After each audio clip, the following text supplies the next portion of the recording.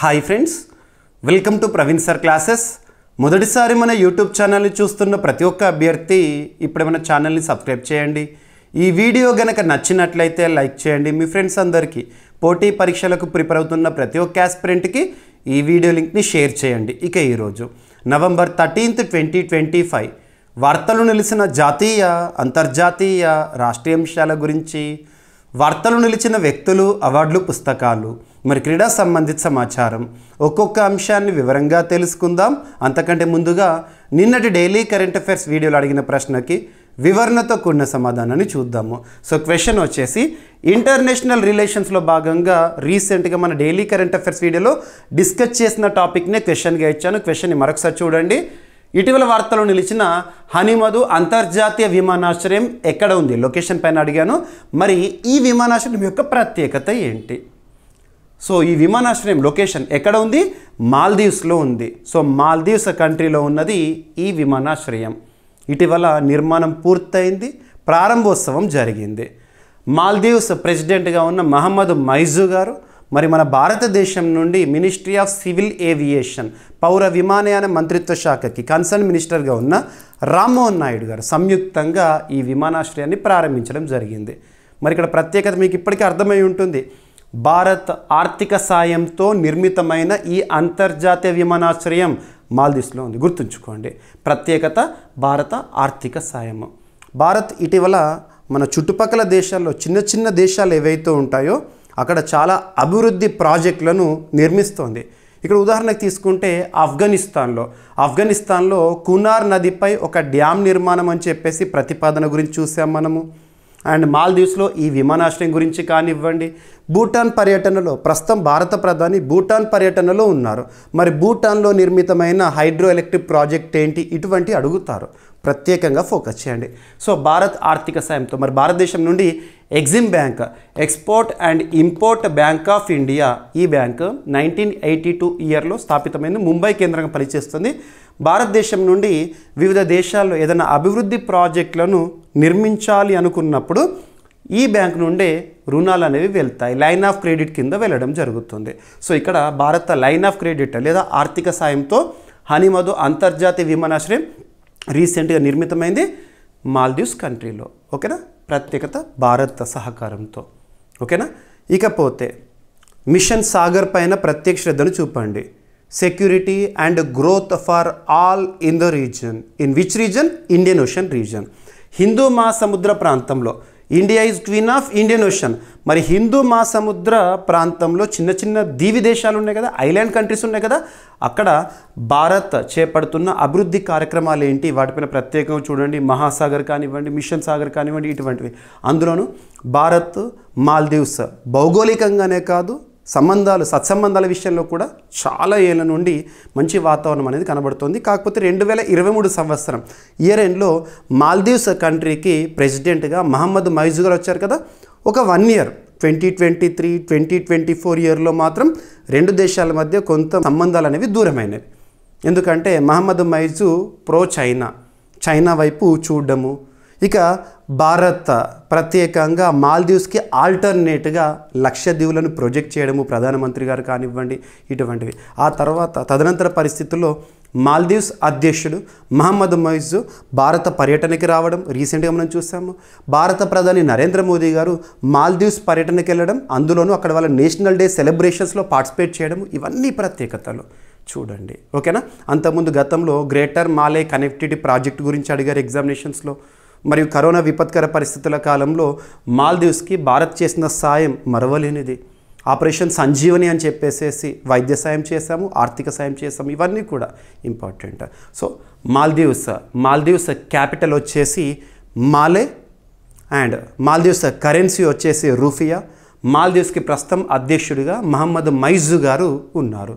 ఏదైనా ఒక దేశం గురించి మనం వార్తల్లో చూస్తున్నప్పుడు, దాన్ని కరెంట్ అఫైర్స్గా మనం డిస్కస్ చేస్తున్నప్పుడు ఆ టాపిక్కి సంబంధించి ఇన్ డీటెయిల్గా మీకు సమాచారాన్ని ఇస్తున్నాను. కాన్సెప్ట్తో లింక్ చేస్తున్నాను, జీకే పాయింట్స్ని అడిషన్గా ఇస్తున్నాను. ఈ విధమైన స్ట్రాటజీతో మన ప్రిపరేషన్ని కొనసాగించినట్లయితే కరెంట్ అఫైర్స్ కోణంలో 100% సాధించడంతో పాటు జనరల్ స్టడీస్లో మ్యాక్సిమం స్కోర్ చేయగలుగుతాం. ఇది వాస్తవం. ఓకేనా? సో చూడండి, ఎగ్జామినేషన్ పాయింట్ ఆఫ్ వ్యూలో అడగవచ్చు. ఓకేనా? సో మాల్దీవ్స్, సో లొకేషన్ గురించి ఇచ్చాను. ఓకేనా. ఇక మాల్దీవుల అధ్యక్షుడు మహమ్మద్ మైజు భారత సహకారంతో నిర్మించిన హనీమదు అంతర్జాతీయ విమానాశ్రయాన్ని రీసెంట్గా ప్రారంభించారు. ప్రత్యేకత ఏంటి? భారత్ అందించిన లైన్ ఆఫ్ క్రెడిట్ ఆర్థిక సాయంతో అమలు చేసిన కీలక మౌలిక సదుపాయ ప్రాజెక్ట్ ఇన్ఫ్రాస్ట్రక్చర్ డెవలప్మెంట్లో భాగంగా. ఓకేనా, సరిపోతుంది. ఇక భారతదేశంలోని ఒక సంస్థ జేఎంసీ ప్రాజెక్ట్స్ సంస్థ దీన్ని పూర్తి చేయడం జరిగింది, ఈ ప్రాజెక్ట్ని. సరిపోతుంది, రైట్.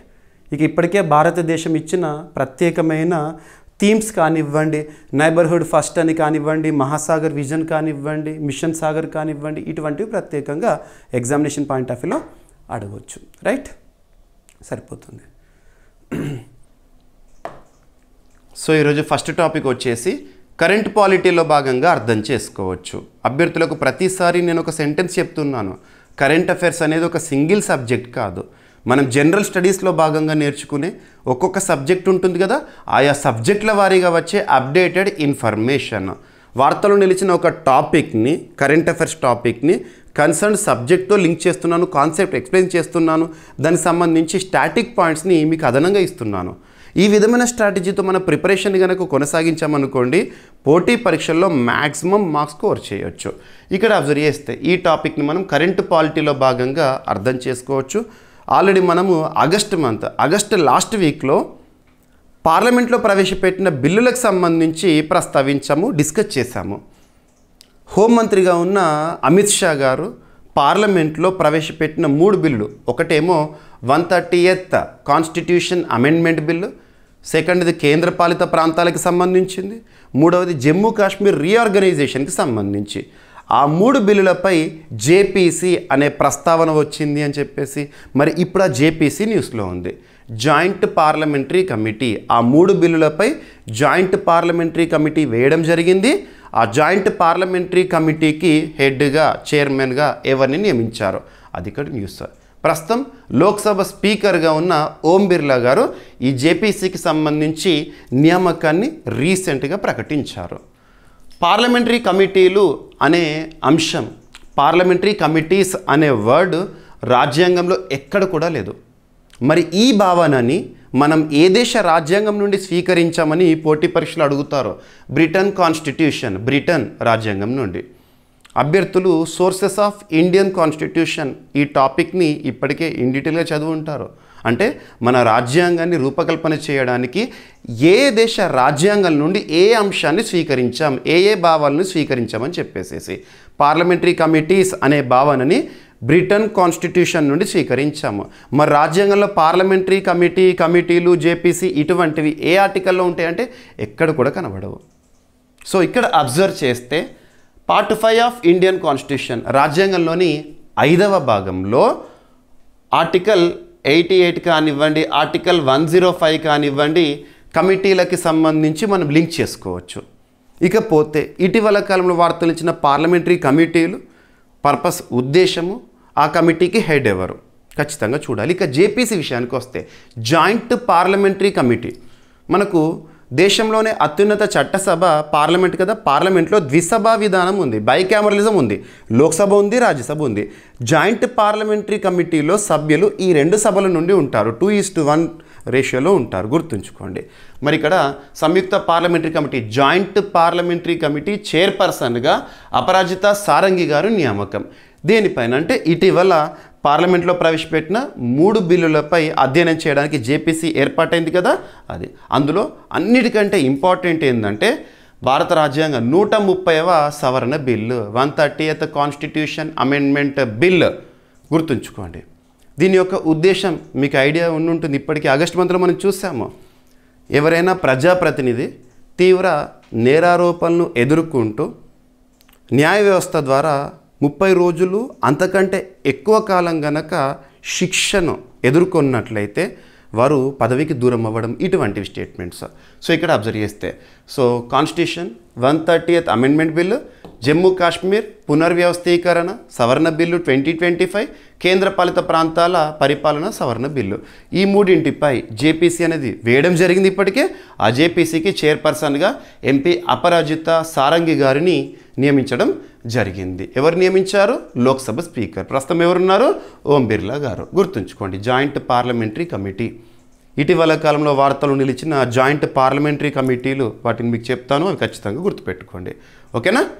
సో ఇక ఈ కమిటీల ప్రధాన ఉద్దేశం ఏంటంటే ప్రతిపాదిత బిల్లుల నిబంధనలను సమగ్రంగా పరిశీలించి సంబంధిత మంత్రిత్వ శాఖలు, నిపుణులు మరియు ప్రజాప్రతినిధుల సూచనలు పరిశీలించి సిఫార్సు చేస్తారు. జాయింట్ పార్లమెంటరీ కమిటీ వేశారంటే దానిపైన లోతైన సమగ్ర విశ్లేషణ చేస్తారు ఆ టాపిక్ పట్ల.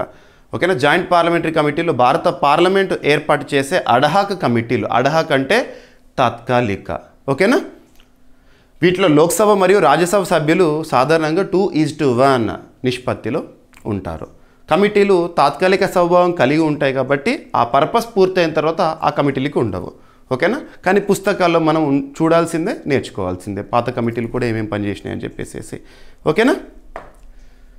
ఇక కేంద్రం ప్రవేశపెట్టిన ఆ 3 బిల్లులు ఉన్నాయి కదా, ఆగస్టు 2025లో మనం డిస్కస్ చేసాం. మీకు CA 360లో దీనిపైన ప్రత్యేకంగా చాలా డెప్త్గా డిస్కస్ చేశాను. ఓకేనా? ప్రస్తుతం మనకు ఈ టాపిక్లో భాగంగా జేపీసీని చూసాం అంతే. సో దానికి మళ్ళీ లింక్ చేస్తున్నాను. కరెంట్ అఫైర్స్తో లింక్ చేయగలగాలి. ఇది ఆల్రెడీ మనం డిస్కస్ చేసిన టాపికే. ఇదే స్లైడ్ని డిస్కస్ చేశాను ఆగస్టు మంత్లో. సో బిల్లుల ముఖ్య ఉద్దేశం తీవ్రమైన నేరారోపణలు ఎదుర్కొంటూ వరుసగా 30 రోజులకు మించి జైలులో ఉన్న ప్రజాప్రతినిధులు, సీఎంలు కానివ్వండి, మంత్రులు కానివ్వండి, ప్రధాని కానివ్వండి, 31వ రోజు నుంచి పదవికి అర్హత కోల్పోతారు. పదవిలో నుండి తొలగించడం అన్నట్టు. తీవ్ర నేరారోపణలు ఎదుర్కొంటూ శిక్షకు గురైన ప్రజాప్రతినిధులు ఒకవేళ 30 రోజులు అంతకంటే ఎక్కువ కనుక జైల్లో ఉన్నారనుకోండి, ఇక వాళ్ళు పదవి నుండి దూరం అవుతారు. అలా. ఓకేనా? కేంద్రం ప్రవేశపెట్టిన 3 బిల్లులు, ఒకటి కేంద్ర పాలిత ప్రాంతాల సవరణ బిల్లు. ఓకేనా? నైతిక విలువలకు ప్రాధాన్యత, బాధ్యతతో పరిపాలన అందించడంలో భాగంగా. ఓకేనా? వర్తించే ప్రాంతాలు ఏంటంటే ఢిల్లీ, పుదుచ్చేరి, జమ్మూ కాశ్మీర్కి. ఓకేనా? 130th కాన్స్టిట్యూషన్ అమెండ్మెంట్ బిల్ గురించి తెలుసు మీకు. జమ్మూ కాశ్మీర్ పునర్వ్యవస్థీకరణ bill. Jammu Kashmir after repealing article 370 from Indian constitution, once upon a time Jammu Kashmir it was a state. After repealing article 370 Jammu Kashmir was divided into 2 UTs, 2 కేంద్రపాలిత ప్రాంతాలుగా విభజించడం జరిగింది. అక్టోబర్ 31, 2019 నుండి జమ్మూ కాశ్మీర్, లడఖ్ 2 కేంద్రపాలిత ప్రాంతాలుగా ఉన్నాయి. జమ్మూ కాశ్మీర్ ఏమో విత్ అసెంబ్లీ, లడఖ్ ఏమో వితౌట్ అసెంబ్లీ. ఓకేనా? మళ్ళీ దానికి రాష్ట్ర హోదాను తిరిగి ఇవ్వాలా అనే అంశం పైన కూడా అధ్యయనం చేయడము. ఓకేనా? ఇక గతంలో భారతదేశ చరిత్రలో మొట్టమొదటిసారి ఏర్పాటైన జేపీసీ ఏ అంశం పైన అంటారు? బోఫోర్స్ క్యాంప్ పైన. ఓకేనా? భారత్లో తొలి జాయింట్ పార్లమెంటరీ కమిటీ. ఓకేనా? ఇక రీసెంట్గా 2019లో పర్సనల్ డాటా ప్రొటెక్షన్ బిల్ 2019 దానిపైన అధ్యయనం చేయడానికి ఒక జేపీసీ వేశారు. ఆ జేపీసీ ఎవరి ఆధ్వర్యంలో అంటే మీనాక్షి లేఖి.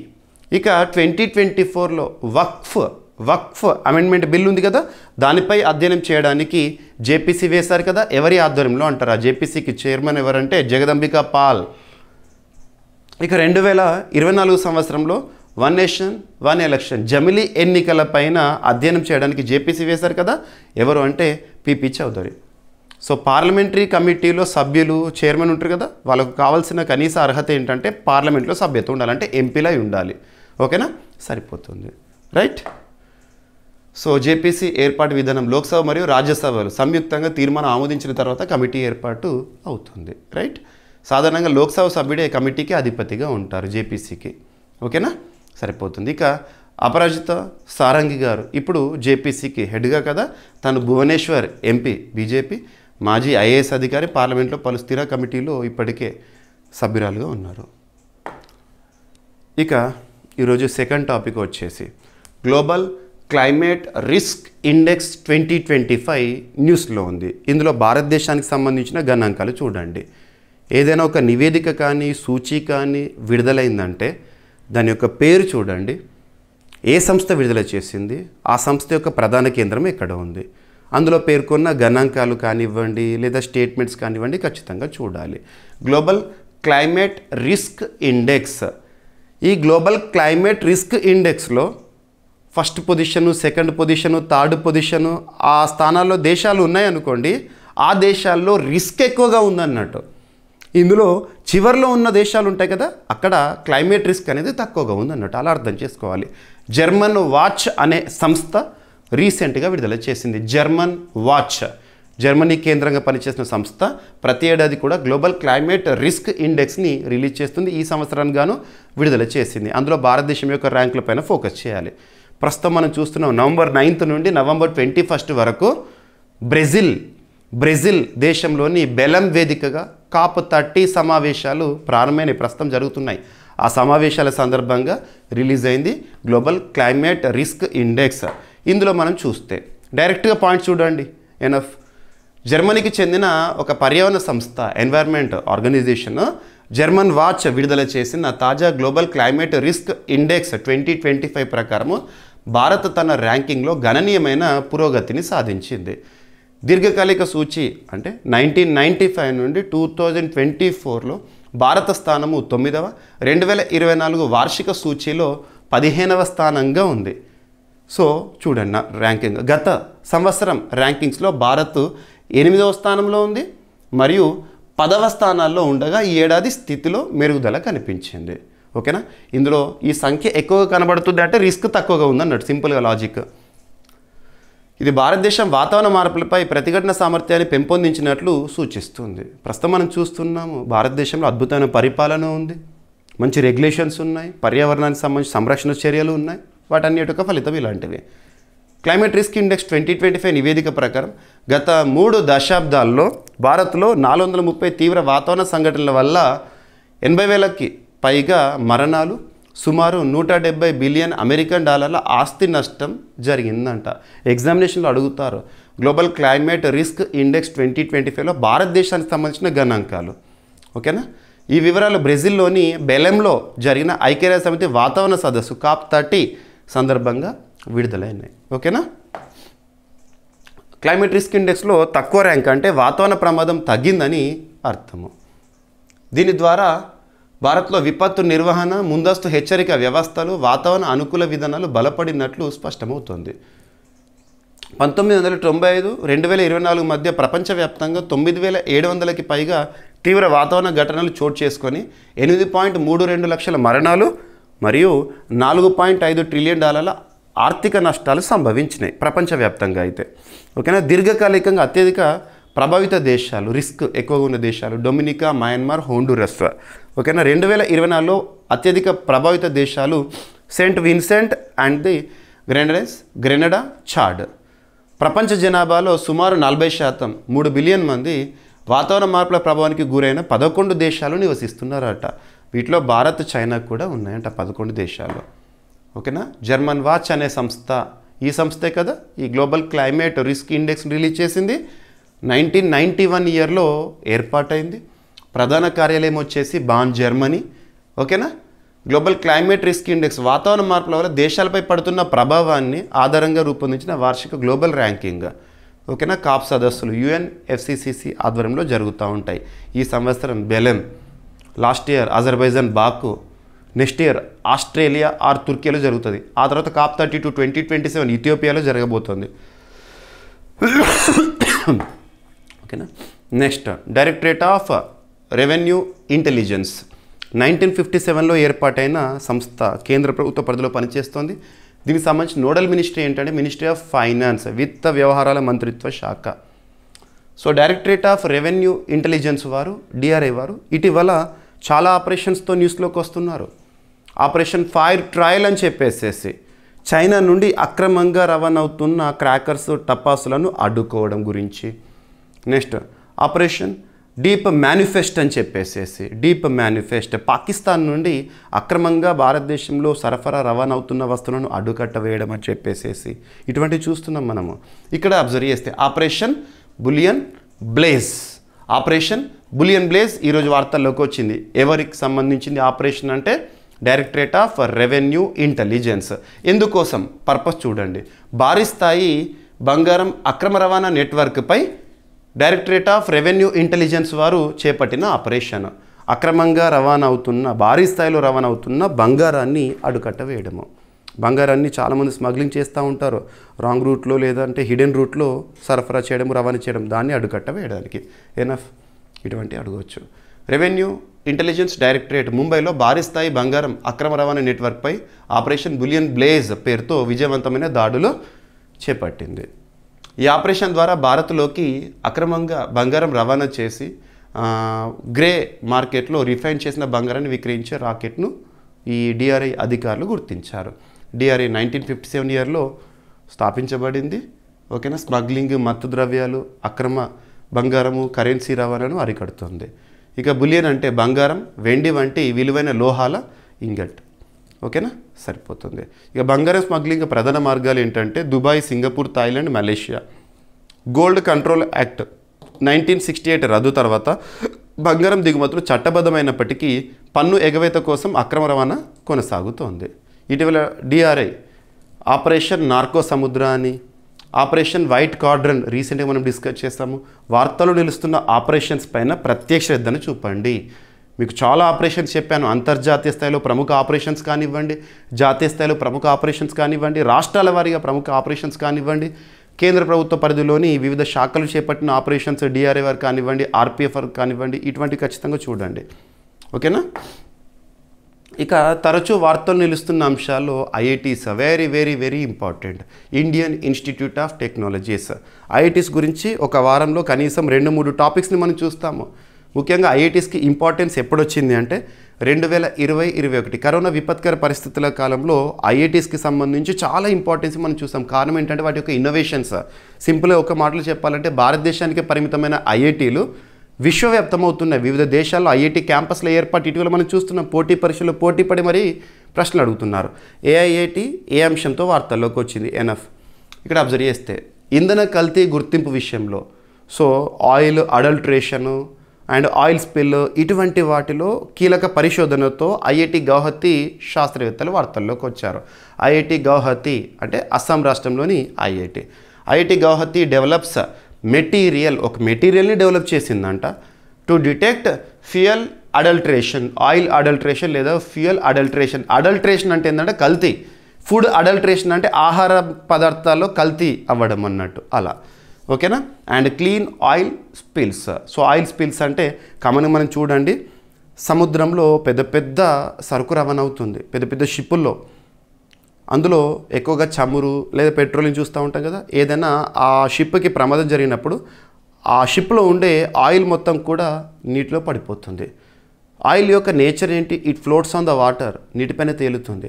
దట్టమైన అట్టులాగా ఆయిల్ నీటిపైన పేరుకుపోవడము, ఆ ప్రాంతాల్లో నివసించే జలజీవ రాశులు ఉంటాయి కదా, వాటిపై ఇంపాక్ట్ చచ్చిపోతాయి. పాపం సూర్యరశ్మి అందదు. ఇది చాలా ప్రభావము. ఆయిల్ స్పిల్ అనేది చాలా ప్రమాదము. అటువంటి వాటిని క్లీన్ చేయడానికి ఈ మెటీరియల్ అనేది ఉపయుక్తంగా ఉంటుందని ఐఐటి గౌహతి శాస్త్రవేత్తలు. ఏఐఐటి ఈ అంశంతో enough. Indian institute of technology Guwahati శాస్త్రవేత్తలు ఒక వినూత్న పదార్థాన్ని అభివృద్ధి చేశారట, ఒక మెటీరియల్ని అభివృద్ధి చేశారంట. ఇది పెట్రోల్లో కిరోసిన్ కల్తీని గుర్తిస్తుందంట, ఫ్యూయల్ అడల్ట్రేషన్ని. ఫ్యూయల్ కల్తీ అయిందంటే గుర్తిస్తుంది ఆ మెటీరియల్. దాంతోపాటు నీటిలో ఏర్పడే ఆయిల్ స్పిల్లను శుభ్రపరచగలిగే సామర్థ్యం దీని సొంతము. ఈ కొత్త పదార్థానికి ఫేజ్ సెలెక్టివ్ ఆర్గనోజెలేటర్ అని పేరంట. Phase selective ఆర్గనోజెలేటర్. ఓకేనా. ఒక జెల్ లాగా ఉంటుంది ఇది. ఇది ఇంధన భద్రతా పరిరక్షణతో పాటు పర్యావరణ రక్షణకు కూడా తక్కువ ఖర్చుతో కూడిన పద్ధతిని అందిస్తుంది. రైట్. ఇంధన కల్తీ గుర్తిస్తుంది, ఆయిల్ స్పిల్ శుభ్రపరచడం, ఇందులో ఇది కీలక పాత్ర. ఓకేనా. ఐఐటి గౌహతి 1994 ఇయర్లో ఏర్పాటైంది. రైట్. ఫేజ్ సెలెక్టివ్ సేంద్రియ రసాయన సమ్మేళనం. ఇది ద్రవ చమురును ఘన జెల్గా మార్చగల ప్రత్యేక లక్షణాన్ని కలిగి ఉంటుంది. ఆయిల్ స్పిల్ అంటే ఏంటి? ఇటువంటివి. ఇక ఒక సూపర్లేటివ్ టాపిక్ పంజాబ్ రాష్ట్రానికి సంబంధించి. భారత్ నెట్ పథకం పూర్తిగా అమలు చేసిన తొలి రాష్ట్రంగా భారతదేశంలో ఏ రాష్ట్రం? డైరెక్ట్గా గుర్తుపెట్టుకోండి, పంజాబ్. సూపర్లేటివ్ టాపిక్స్ పైన సింగిల్ లైన్లో క్వశ్చన్స్ అడుగుతున్నారు, సింపుల్గా అడుగుతున్నారు డైరెక్ట్గా. వాట్ ఈజ్ వాట్ అని ఫ్యాక్చువల్గా గుర్తుంచుకోవాలి. ఇటీవల మనం చూసాము మహారాష్ట్రకు సంబంధించిన ఒక ప్రత్యేకత. భారతదేశంలో స్టార్లింక్తో ఒప్పందాన్ని కుదుర్చుకున్న మొట్టమొదటి రాష్ట్రము Maharashtra. Direct through satellite internet అని చెప్పేసి కరెంట్ అఫైర్స్తో లింక్ చేస్తున్నాను, మీరు అబ్జర్వ్ చేయండి. ఈ వారంలోనే డిస్కస్ చేశాము. మహారాష్ట్ర భారతదేశంలో మొట్టమొదటి రాష్ట్రము. స్టార్లింక్, స్పేస్ ఎక్స్ సంబంధించిన స్టార్లింక్ ఉంటుంది కదా, ఉపగ్రహ వ్యవస్థ నుండి డైరెక్ట్గా హైస్పీడ్ ఇంటర్నెట్ పొందడము, అటువంటి వ్యవస్థతో వార్తలోకి వచ్చింది. ఇక్కడేమో గ్రామీణ ప్రాంతాల్లో కూడా హైబ్రాండ్ మనము ఇంటర్నెట్ సౌకర్యాలను అందించడం కోసము, హై బ్రాడ్బ్యాండ్ నెట్ సౌకర్యము. భారత్ నెట్ పథకము పూర్తిగా అమలు చేసిన తొలి రాష్ట్రంగా పంజాబ్లో ప్రస్తుతం ఆమ్ ఆద్మీ అధికారంలో భగవంత్ సింగ్ మాన్ గారు ముఖ్యమంత్రిగా ఉన్నారు. పంజాబ్ రాష్ట్రం దేశంలో సవరించబడిన భారత్ నెట్ పథకాన్ని మొత్తం రాష్ట్ర వ్యాప్తంగా విజయవంతంగా అమలు చేసిన మొదటి రాష్ట్రంగా నిలిచిందంట. ఈ పథకం ద్వారా సరిహద్దు రాష్ట్రం పంజాబ్ను దేశంలో ఎక్కడి నుంచైనా లైవ్గా పర్యవేక్షించే సదుపాయం ఏర్పడింది. పథకం సమగ్ర అమలుకు గాను పంజాబ్ రాష్ట్ర ప్రధాన కార్యదర్శి గారు ప్రత్యేకంగా అవార్డు కూడా అందజేశారు. సరిపోతుంది. ఓకేనా, డైరెక్ట్ సింగిల్ ఎల్ గుర్తుంచుకోండి. ఇక భారత్ నెట్ పథకం 2011లో ప్రారంభించబడింది. ఉద్దేశం దేశంలోని అన్ని గ్రామ పంచాయతీలకు బ్రాడ్బ్యాండ్ కనెక్టివిటీ కల్పించడము. ఓకేనా, అమలు సంస్థ ఎవరు అమలు చేస్తున్నారంటే Bharat broadband network limited, BSNL మరియు ఇతర public sector units. Bharat net project అమలు పంజాబ్, పూర్తి చేసిన రాష్ట్రం పంజాబ్. ఎన్ఎఫ్ అడగవచ్చు. ఓకేనా, రైట్. రీసెంట్గా మనం చూస్తే రైట్ టు ఇంటర్నెట్ని ప్రాథమిక హక్కుగా గుర్తించిన రాష్ట్రం కేరళ. భారతదేశంలో 100% డిజిటల్ లిటరేట్ రాష్ట్రం కేరళ. ఇటువంటివి చూడండి. ఓకేనా, ఇక మొట్టమొదటి, తొలి, అతిపెద్ద, అతి చిన్న, అతి పొడవైన ఇలాంటి ప్రత్యేక పదాలతో కూడిన కరెంట్ అఫైర్స్ని మనం సూపర్లేటివ్స్గా చూస్తాము. అందులో భాగంగా ఒక సూపర్లేటివ్ టాపిక్, భారతదేశంలోనే అతిపెద్ద India's largest battery storage project Gujarat రాష్ట్రంలో నిర్మాణం అనేది అవుతుంది. నెక్స్ట్ ఇయర్ వరకల్లా పూర్తవుతుందని చెప్పేసి ఆదానీ సంస్థ ప్రకటించింది. గౌతమ్ అదానీ గారు. సో గుజరాత్ కేంద్రంగా పనిచేస్తున్న ఆదానీ సంస్థ భారతదేశంలోనే అతిపెద్ద ఇండియాస్ లార్జెస్ట్ బ్యాటరీ స్టోరేజ్ ప్రాజెక్ట్ని ఏ రాష్ట్రంలో? గుజరాత్ రాష్ట్రంలో. ఓకేనా, మరి ఇక్కడ అబ్జర్వ్ చేస్తే సూపర్లేటివ్ టాపిక్స్ పైన పోటీ పరీక్షలు ఎలా క్వశ్చన్ అడుగుతున్నారంటే సింగిల్ లైన్లో అడుగుతున్నారు. డైరెక్ట్ చూడండి, బ్యాటరీ ఎనర్జీ స్టోరేజ్ రంగంలో అదానీ గ్రూప్ ప్రవేశము ప్రత్యేకత, ఇండియాస్ లార్జెస్ట్ ప్రాజెక్ట్ని నిర్వహిస్తోంది. అదానీ గ్రూప్ బ్యాటరీ ఆధారిత ఇంధన నిల్వ రంగం, బ్యాటరీ ఎనర్జీ స్టోరేజ్ సిస్టమ్స్లోకి అడుగుపెట్టినట్లు అధికారికంగా ప్రకటించింది. అందులో భాగంగానే నిర్మాణం ఇప్పుడు గుజరాత్లోని కవా అనే ప్రాంతం, ఇటీవల వార్తల్లోకి వచ్చిన కవా అనే ఒక ప్లేస్ ఏరియా ఎక్కడ అంటే గుజరాత్ రాష్ట్రంలో. కవా అనే ప్రాంతంలో ఈ ప్రాజెక్ట్ ఏర్పాటు కానుందంట. ఈ ప్రాజెక్ట్ 2026 మార్చి నాటికి అంటే నెక్స్ట్ లేదంటే ప్రస్తుత ఆర్థిక సంవత్సర ముగింపు వరకల్లా, లేదంటే క్యాలెండర్ ఇయర్ ప్రకారం చూసుకుంటే 2026 మార్చి వరకల్లా పూర్తి స్థాయిలో కార్యకలాపాలు ప్రారంభిస్తారు. ఓకేనా, సో లొకేషన్ చూడండి, ఏ సంస్థ, ప్రత్యేకత ఏంటి, ఎన్ఎఫ్. ఓకేనా, ఇది దేశంలో ఒకే ప్రదేశంలో ఏర్పడుతున్న అతిపెద్ద ఇంధన నిల్వ ప్రాజెక్ట్, బ్యాటరీ స్టోరేజ్ ప్లాంట్. అలాగే ప్రపంచవ్యాప్తంగా కూడా అగ్రస్థాయి ప్రాజెక్టులో ఒకటిగా నిలవనుందంట. ఈ యూనిట్లో లిథియం అయాన్ బ్యాటరీ టెక్నాలజీ మరియు అత్యాధునిక ఎనర్జీ మేనేజ్మెంట్ సిస్టమ్ ఉపయోగించబడుతుందంట. లిథియం అయాన్, ఇటీవల మనం లిథియం అయాన్ బ్యాటరీస్ గురించి చాలాసార్లు చూస్తున్నాం. ప్రస్తుతం ప్రపంచాన్ని నడిపిస్తున్న ఎలక్ట్రిక్ వెహికల్స్లో కానీ లేదా ఎలక్ట్రిక్ పరికరాలు ఉంటాయి కదా, అందులో వాడే బ్యాటరీ లిథియం అయాన్ బ్యాటరీ. భారతదేశంలో లిథియం రిజర్వ్ల గురించి మనం రీసెంట్గా చూసాం. మనం జమ్మూ కాశ్మీర్లో రియాసీ ప్రాంతంలో కానివ్వండి, కర్ణాటకలో రాయచూర్లో కానివ్వండి, ఇటువంటివి లింక్ చేసుకోవాలి. ఏదైనా ఒక టాపిక్ వచ్చింది, ఒక వర్డ్ వచ్చిందంటే కరెంట్ అఫైర్స్తో లింక్ చేసుకోవాలి.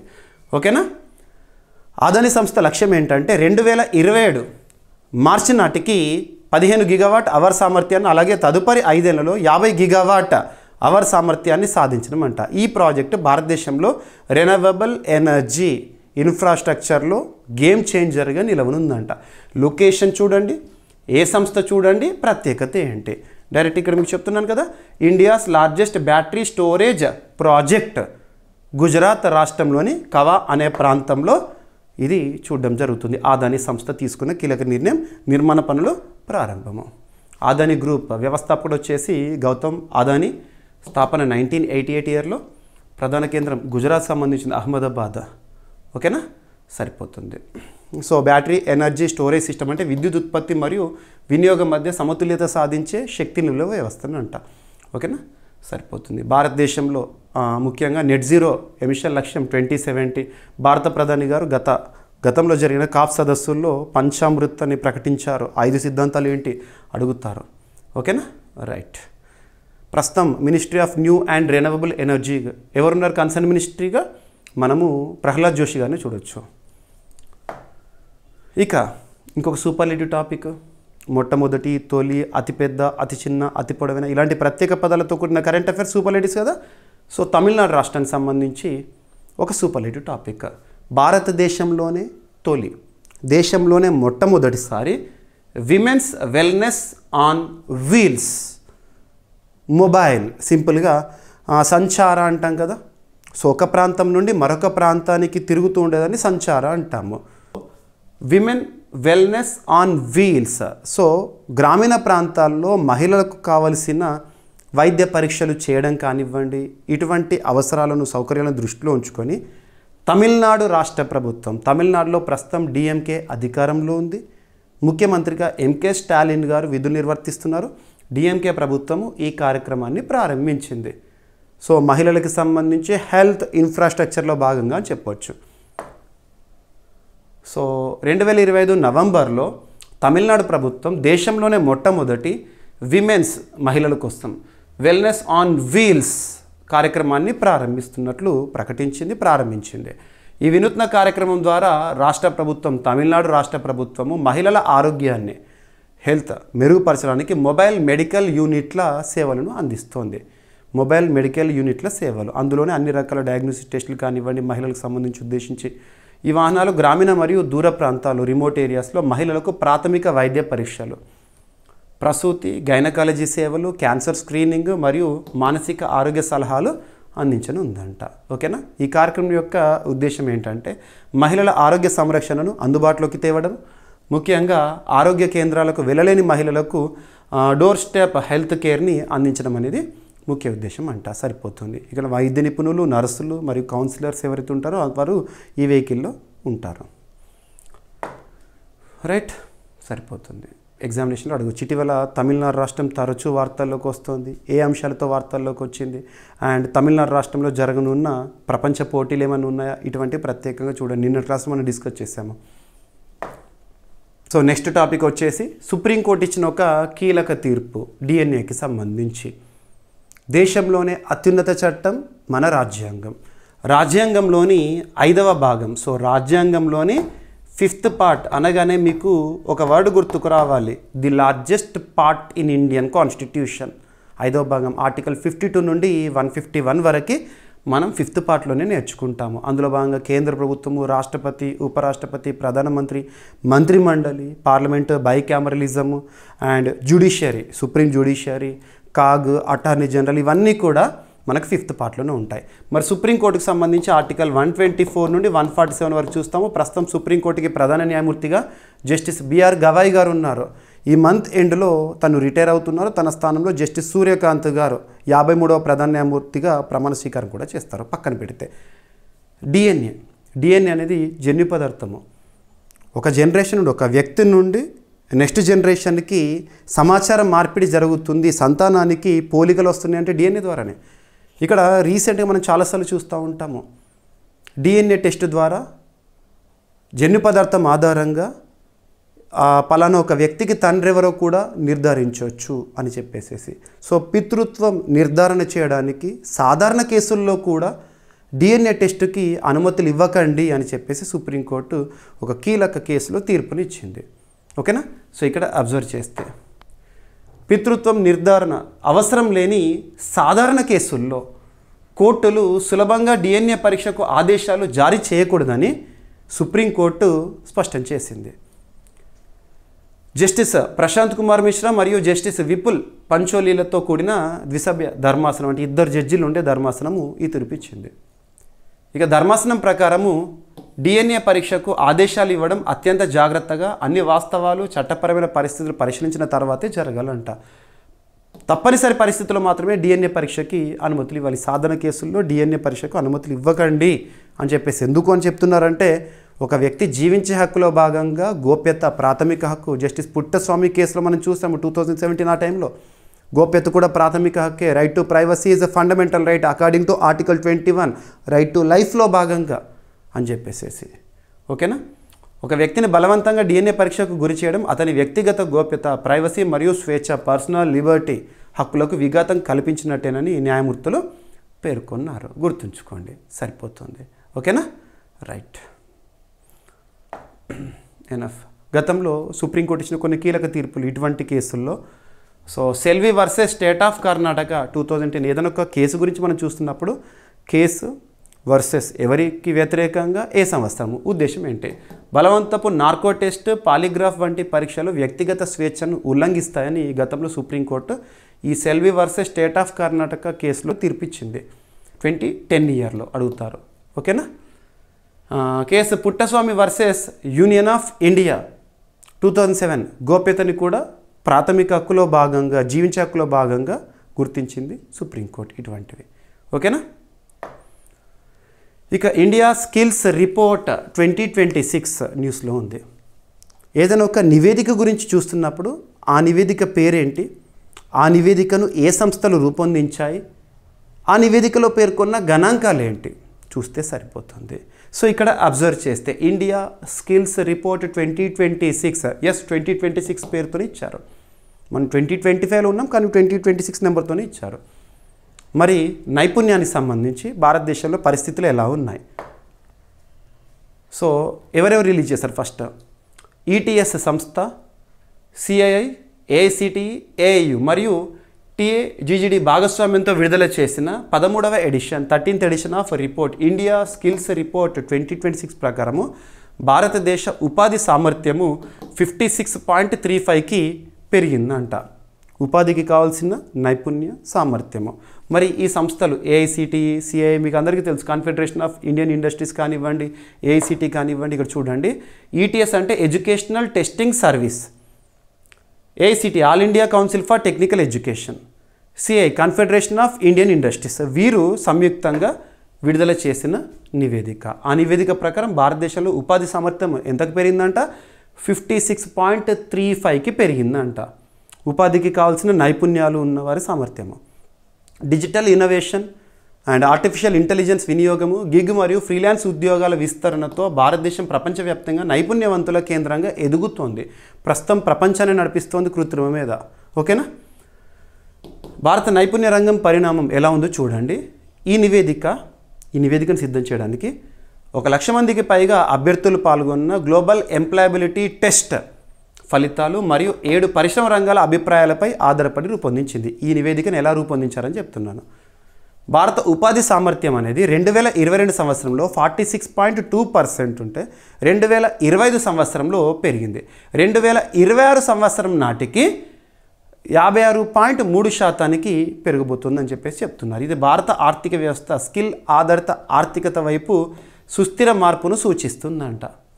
ఈ పెరుగుదల digital skilling, remote work, AI ఆధారిత ఉద్యోగాల పెరుగుదల వలన సాధ్యమవుతుందంట. ఓకేనా. భారత్ ఇప్పుడు ప్రపంచ ఏఐ టాలెంట్ పూల్లో 16% వాటా కలిగి ఉంది. ఏఐ టాలెంట్ పూల్లో 2027 నాటికి ఇది కాస్త 12.5 లక్షల ఏఐ నిపుణులు ఉంటారని అంచనా వేస్తుంది ఇండియా స్కిల్స్ రిపోర్ట్. 90% మంది ఉద్యోగులు తమ పనిలో జనరేటివ్ ఏఐ సాధనాలను ఉపయోగిస్తున్నట్లు నివేదిక చెప్పింది. సో ఏఐ సంబంధిత డిపెండెన్సీ అనేది పెరుగుతుంది. ఓకేనా, సరిపోతుంది. ఇక గిగ్ వర్క్ ఫోర్స్ మరియు రంగాల వారి అభివృద్ధి ఎలా ఉంది? భారతదేశంలో గిగ్ మరియు ఫ్రీలాన్స్ వర్క్ ఫోర్స్ 2030 నాటికి 2.35 కోట్లకు చేరుతుందని అంచనా వేసింది నివేదిక. ప్రాజెక్ట్ ఆధారిత నియామకాలు సంవత్సరానికి 38% సాధిస్తున్నాయంట. సరిపోతుంది. ఓకేనా. ఇక 2020లో అత్యధిక ఉపాధి సామర్థ్య రాష్ట్రాలు ఏముంటాయట అంటే ఉత్తరప్రదేశ్, మహారాష్ట్ర, కర్ణాటక. ఓకేనా. ఇండియా స్కిల్స్ రిపోర్ట్ 2014 నుండి ప్రతి ఏడాది విడుదలవుతుంది. భారత యువత నైపుణ్య స్థాయిని అంచనా వేయడం అన్నట్టు. ఈ సంవత్సరం 13th ఎడిషన్ ఎవరు సిద్ధం చేశారు? ఈ సంస్థలు. సరిపోతుంది. ఓకేనా. ఇక హజ్ యాత్రకు భారత్ కోటా జరిగింది. భారత్ కోటా ఎంతో వచ్చింది? ఈ నెంబర్ పైన క్వశ్చన్స్ అడగవచ్చు, అడగకపోవచ్చు, పెద్దగా లేదు. కాకపోతే హజ్ యాక్ట్ ఏ సంవత్సరం అంటారు? భారత హజ్ చట్టం 2002 సంవత్సరం. 2002 సంవత్సరం. హజ్ సంబంధిత అంశాలు ఏ మంత్రిత్వ శాఖ పరిధిలోకి వస్తాయంటే మినిస్ట్రీ ఆఫ్ మైనారిటీ అఫైర్స్, కేంద్ర మైనారిటీ వ్యవహారాల మంత్రిత్వ శాఖ. ప్రస్తుతం కన్సర్న్ మినిస్టర్గా ఎవరున్నారంటే బీజేపీ సీనియర్ కిరణ్ రిజిజు గారు ఉన్నారు. మైనారిటీ, భారతదేశంలో మైనారిటీలు అంటే other than Hindus, Muslims, Christians, Sikh, బౌద్ధ, జైన్, జొరాస్ట్రియన్. భారతదేశంలో గుర్తింపు పొందిన మైనారిటీలు 6. ఆ పేర్లు గుర్తుంచుకోండి. ఇక మైనారిటీల్లో ఒకరు ముస్లిమ్స్, మైనారిటీల్లో మెజారిటీ ముస్లిమ్స్. ఇక్కడ అబ్జర్వ్ చేస్తే ముస్లిం మత నియమాలు దేశంలో కానీ ప్రపంచంలో కానీ ఏ మతానికి సంబంధించి అయినా కూడా మత నియమాలు ఉంటాయి, ఆ రిలీజియస్ లాస్ ఉంటాయి. సో ముస్లిం మత నియమాలు 5 ఉంటాయి. ఒకటి, అల్లా ఇస్ ద ఓన్లీ గాడ్ అని నమ్ముతారు వాళ్ళు, అల్లా మాత్రమే దేవుడు అని. రోజుకు 5 సార్లు ప్రేయర్ చేస్తారు, అంటే నమాజ్ చేస్తారు. ఆ నమాజ్ కూడా 5 పేర్లు ఉంటాయి, అసర్, ఫజర్, జుహర్, మగ్రిబ్, ఇషా అని. నెక్స్ట్ జకాత్ దానము, రంజాన్ పవిత్ర మాసాన్ని నిర్వహించుకోవడం, ఉపవాసం ఉండడము. 5వ సిద్ధాంతం జీవితంలో ఒక్కసారైనా హజ్ పర్యటన చేయాలని. సో అందులో భాగంగా భారతదేశంలో ముస్లిమ్స్ ఉంటారు కదా, వాళ్ళకి హజ్ యాత్ర కోసము కోటా కేటాయింపు అనేది ఉంటుంది మినిస్ట్రీ ఆఫ్ మైనారిటీ అఫైర్స్ పరిధిలో. మరి ఏ దేశం ప్రభుత్వంతో ఒప్పందం అంటే సౌదీ అరేబియా, అక్కడే కదా. సో చూస్తే 2026 సంవత్సరానికి గాను హజ్ యాత్రకు భారత్ కోటాని 1,75,025 యాత్రికులకి కేటాయించారంట. 2026 సంవత్సరానికి భారతదేశ హజ్ యాత్ర కోట 1,75,025 మందిగా నిర్ణయించబడింది. ఈ మేరకు భారత్ సౌదీ అరేబియా, సో మక్కా కాబా అంటాం కదా, కాబా దర్శనం, సో సౌదీ అరేబియాలో, ఓకేనా, భారత్ సౌదీ అరేబియా ప్రభుత్వాల మధ్య ఒప్పందం అనేది జరిగింది. ఓకేనా, ఈ ఒప్పందం సౌదీ అరేబియాలోని జెడా నగరంలో కుదిరిందంట. నవంబర్ 7th నుండి 9th వరకు సౌదీ అరేబియా పర్యటనలో ఉన్న రిజిజు ఆ దేశ హజ్ మరియు కన్సర్న్ మినిస్ట్రీతో సమావేశం అయ్యారు. రైట్, సరిపోతుంది. ఇక భారత్ ప్రతి సంవత్సరం సౌదీ అరేబియాతో హజ్ యాత్ర ద్వైపాక్షిక ఒప్పందం కుదురుస్తుంది. దీని ప్రకారం యాత్రికుల సంఖ్య నిర్ణయించబడుతుంది. హజ్ యాత్ర మక్కా నగరంలోని కాబా మస్జిద్లో జరిగే ఇస్లాం మతంలోని పవిత్ర యాత్ర. ఇది ప్రతి ముస్లింకి జీవితంలో ఒకసారి చేయాల్సిన ధార్మిక కర్తవ్యంగా పరిగణించబడుతుంది. సమన్వయ సంస్థ హజ్ కమిటీ ఆఫ్ ఇండియా భారతదేశంలో మినిస్ట్రీ ఆఫ్ మైనారిటీ అఫైర్స్ పరిధిలో. ఓకేనా, భారత హజ్ యాత్ర డిజిటల్ సదుపాయాలు ఈ మాసిహా మరియు హఫీస్ యాప్లు ఇప్పటికే ఉన్నాయి. రైట్, ఇక ఇంటర్నేషనల్ రిలేషన్స్లో భాగంగా ఇండియా వియత్నాం రక్షణ సహకార ఒప్పందం అనేది జరిగింది. రక్షణ సంబంధిత అంశాల్లో ఇరు దేశాలు కూడా పరస్పర సహకారం ఇచ్చుకోవడంలో భాగంగా వియత్నాం ఇండియా. Location important. నిన్నటి క్లాస్లో ఇండియా వియత్నాంకి సంబంధించి ఒక విన్యాసాన్ని డిస్కస్ చేశాము. ఎక్సర్సైజ్ విన్ బ్యాక్స్ అని చెప్పేసి, exercise win backs Vietnam India bilateral army exercise, win backs exercise. ఈ సంవత్సరము ఆతిథ్యం విన్ బ్యాక్స్ ఎక్సర్సైజ్కి హనోయ్ వియత్నాం రాజధాని ఇస్తోంది ఆతిథ్యం. సో ఇక రక్షణ రంగానికి సంబంధించి భారత్ వియత్నాం రక్షణ సహకార ఒప్పందము 2025 నవంబర్లో హనోయ్లో జరిగిన 15th ఎడిషన్ భారత్ వియత్నాం రక్షణ విధాన సంభాషణ డిఫెన్స్ పాలసీ డైలాగ్లో 2 దేశాలు రక్షణ సహకారాన్ని మరింతగా విస్తరించే కీలక ఒప్పందాలకు అంగీకరించినాయంట, ఇరు దేశాల మధ్య ఒప్పందానికి. ఈ సమావేశానికి భారత రక్షణ కార్యదర్శి రాజేష్ కుమార్ సింగ్ గారు, వియత్నాం జాతీయ రక్షణ ఉప మంత్రి గారు హాజరయ్యారు. సంభాషణలో సబ్మెరైన్ రక్షణ, సబ్మెరైన్ అంటే జలాంతర్గాములు, సబ్మెరైన్ రక్షణ పరిశ్రమల సహకారము ఇరు దేశాల మధ్య, కృత్రిమ మీద, సైబర్ భద్రత, హైడ్రోగ్రఫీ మరియు షిప్ యార్డ్ అప్గ్రేడేషన్ వంటి రంగాల్లో ఇరు దేశాలు కూడా సహకారం పెంచే నిర్ణయాలు తీసుకున్నారంట. సమావేశంలో ప్రధాన ఫలితంగా భారత్ వియత్నాం మధ్య పరస్పర సబ్మెరైన్ శోధన, రక్షణ మరియు మద్దతు కోసం ఒక అవగాహన ఒప్పందం అనేది కుదిరింది. ఈ ఒప్పందం ప్రకారం సబ్మెరైన్ అత్యవసర పరిస్థితుల్లో 2 దేశాల నౌకాదళ సమన్వయంతో సహాయక చర్యలు చేపడతాయి. సరిపోతుంది. ఇది ఇండో పసిఫిక్ ప్రాంతంలో సముద్ర భద్రతా సహకారాన్ని మరియు నౌకాదళ పరస్పర సామర్థ్యాన్ని మరింత బలోపేతం చేస్తుంది. అదనంగా 2 దేశాలు రక్షణ పరిశ్రమ సహకారము, టెక్నాలజీ బదిలీ కోసం ఒక ఉద్దేశపూర్వక పత్రంపై సంతకాన్ని చేయడం జరిగింది. రైట్, భారత్ వియత్నాం రక్షణ భాగస్వామ్యం అనేది 2000 సంవత్సరంలో వ్యూహాత్మక భాగస్వామ్యంగా ప్రారంభమై 2016లో కాంప్రహెన్సివ్ స్ట్రాటజిక్ పార్ట్నర్షిప్గా అభివృద్ధి చెందింది. ఓకేనా, సముద్ర సహకారం 2 దేశాలు దక్షిణ చైనా సముద్రంలో స్వేచ్ఛా నావిగేషన్, సముద్ర భద్రత కోసం కలిసి పనిచేస్తున్నాయి. వియత్నాం రాజధాని హనోయ్, కరెన్సీ వియత్నామీస్ డాంగ్. ఓకేనా, ఇక వార్తలు నిలిచిన సదస్సులు లేదా సమావేశాలు, పోటీ పరీక్షలు, వీటి నుండి క్వశ్చన్స్ రెగ్యులర్గా వస్తున్నాయి. International conference on green hydrogen, international conference on green hydrogen November 11th, 12th అంటే నిన్నటి వరకు, నవంబర్ 11th, 12th 2 రోజుల పాటు భారత్ మండపం న్యూఢిల్లీ వేదికగా జరిగిన ఒక అంతర్జాతీయ ప్రాముఖ్యత ఉన్న సదస్సు. ఈ సంవత్సరం జరిగింది థర్డ్ ఎడిషన్ ఇంటర్నేషనల్ కాన్ఫరెన్స్, అంతర్జాతీయ సదస్సు. దేనిపైన చర్చించడానికి? గ్రీన్ హైడ్రోజన్ పైన ప్రత్యేకంగా చర్చ అనేది ఇక్కడ జరిగింది. అంతర్జాతీయ స్థాయిలో ప్రముఖులు, మేధావులు, నిపుణులు రావడం జరిగింది. ఓకేనా?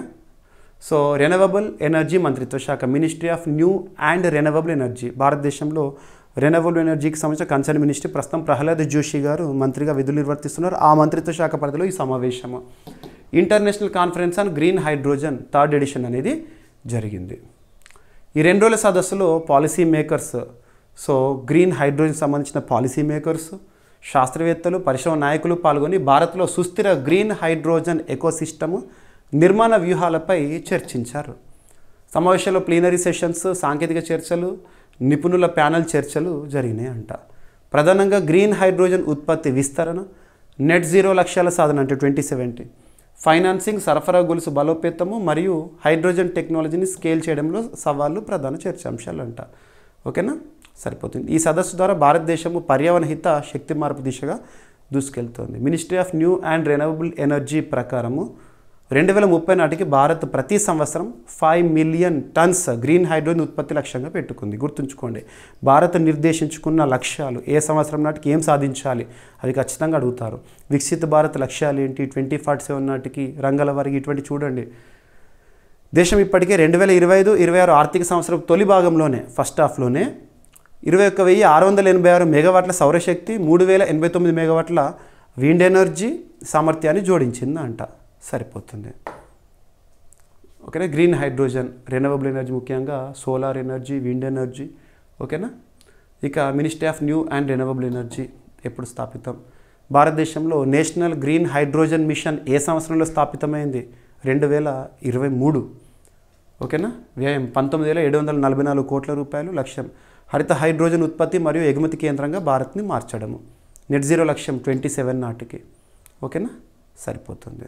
మొట్టమొదటి ఈ సమావేశం international conference on green hydrogen summit, ఇప్పుడు థర్డ్ ఎడిషన్ కదా, మొదటిది 2022లో జరిగింది న్యూఢిల్లీలో. రెండవ ఎడిషన్ ఏమో 2023లో జరిగింది. ఇప్పుడు థర్డ్ ఎడిషన్ 2025లో. ఓకేనా? Ministry of housing and urban affairs, ministry of housing and urban అఫైర్స్కి మరియు మినిస్ట్రీ ఆఫ్ పవర్ అండ్ ఎనర్జీకి కన్సర్న్ మినిస్టర్గా ఎవరు విధులు నిర్వర్తిస్తున్నారు? మనోహర్ లాల్ ఖట్టర్ గారు ప్రస్తుతం కేంద్ర మంత్రిగా ఉన్నారు. హర్యానా రాష్ట్ర మాజీ ముఖ్యమంత్రి తను. రీసెంట్గా హర్యానాలోని గురుగ్రామ్ వేదికగా జరిగిన అర్బన్ మొబిలిటీ సదస్సు గురించి మనం డిస్కస్ చేసాం కదా, ఆ సదస్సులో తీసుకున్న కీలక నిర్ణయము ఇది. Dump site remediation accelerator program. Dump site remediation accelerator program, దీని యొక్క ఉద్దేశం ఏంటి?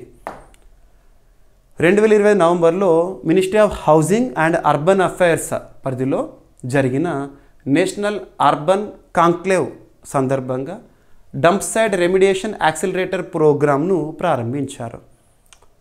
ఈ డిఆర్ఏపి ఉద్దేశం ఏంటంటే ఒక ఏడాది పొడవున, సంవత్సరం పొడవున సాగనున్న మిషన్ మోడ్ కార్యక్రమం ఇది. దీని లక్ష్యం భారత పట్టణ ప్రాంతాల్లో, అర్బన్ ఏరియాస్లో వాస్తవంగా చెత్త, సాలిడ్ వేస్ట్ మేనేజ్మెంట్ అనేది ఎక్కడ కష్టంగా ఉంటుంది అంటే అర్బన్ ఏరియాస్లోనే. సో పట్టణ ప్రాంతాల్లో ఉన్న అన్ని చెత్త మైదానాలు ఉంటాయి కదా, డంప్ సైట్స్ ఉంటాయి కదా, వాటిని వేగంగా శుభ్రపరచడము. ఇక్కడ ఏంటంటే dump site remediation accelerator program ఉద్దేశం ఏంటి? ఓకేనా? సో ఏడాది పొడుగున డంప్ సైట్స్ ఉంటాయి కదా అర్బన్ ఏరియాస్లో, పట్టణ ప్రాంతాల్లో, వాటిని పరిశుభ్రంగా తీర్చిదిద్దడము.